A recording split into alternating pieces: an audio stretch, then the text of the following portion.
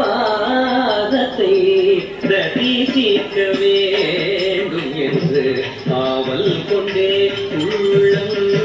நிறைந்ததே ஐயன் ஆடிய பாதத்தை ரசிக்க வேண்டும் என்று ஆவல் கொண்டே உள்ளம் நிறைந்ததே ஐயன் ஆடிய பாதத்தை